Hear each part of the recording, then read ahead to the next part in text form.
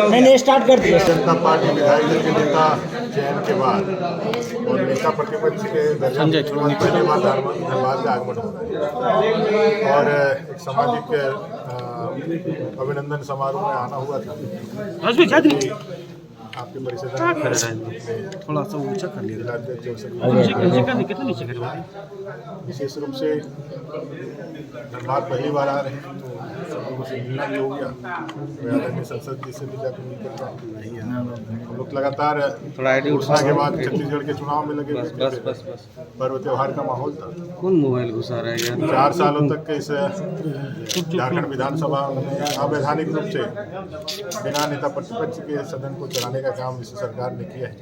एक षड्यंत्रपूर्ण तरीके से बाबूलाल मरांडी जी को विधायक दल का नेता हम लोगों ने चयन कर लिया था, लेकिन उनको मान्यता नहीं देकर के इस सरकार ने लगातार एक अहंकारी होने का अपना सबूत दिया और एक निरंकुश सरकार चलाई। और निरंकुश सरकार चलाने का नतीजा ये निकला कि आज सरकार अपने को कई एक कठिन परिस्थितियों में उलझा हुआ पा रही है, जिसमें मुकदमों का भी सामना करना पड़ रहा है।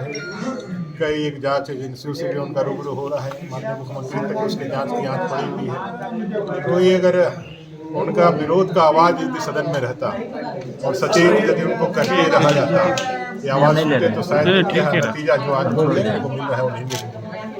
लेकिन देर आए दुरुस्त आए, अभी भारतीय जनता पार्टी के विधायक दल का नेता के रूप में जब उन्होंने मान्यता दिया है तो आने वाले 1 साल के अंदर जितने भी जनता के मुद्दे हैं उसको वैधानिक रूप से जो भी ताकत है अपने को उसके तहत हम लोग ने करने का निर्णय लिया है। और हम लोग लड़ेंगे सदन से लेकर सड़क तक का जो लड़ाई है उसमें सड़क में तो हम लोग आंदोलन कर ही रहे थे, सदन में वैधानिक रूप से लड़ाई करने का अधिकार हमको प्राप्त हुआ है। 3.5 करोड़ जनता की भाषा को, उनकी आवाज़ को हम लोग सदन के माध्यम से सरकार को बाध्य करेंगे।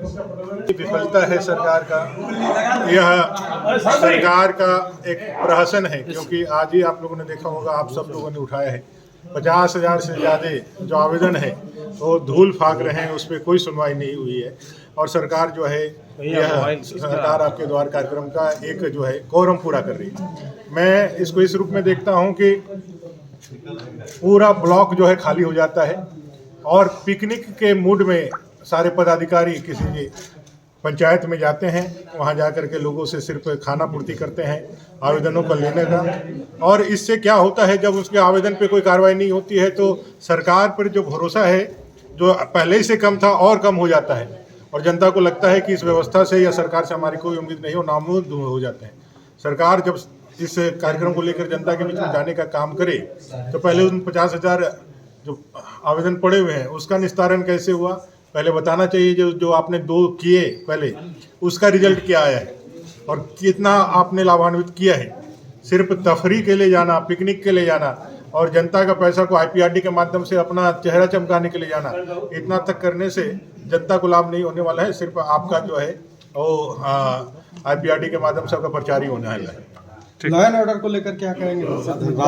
बहुत खराब स्थिति है। आए दिन हर दिन 5 हत्याएं, 5 दुष्कर्म की घटनाएं इन एन एवरेज इस झारखंड में घटित हो रही है। बालू का, लोहे का, कोयले का अवैध कारोबार चल रहा है। माफिया तंत्र हावी है, इतना हावी है कि धनबाद जैसे एक औद्योगिक नगरी में, जहां व्यवसायी नगरी कहा जाता है, वहां के व्यवसायियों को एक दिन बंद करके पूर्ण हड़ताल करना पड़ता है, बावजूद इसके सरकार के कानों तक जू नहीं देखती है।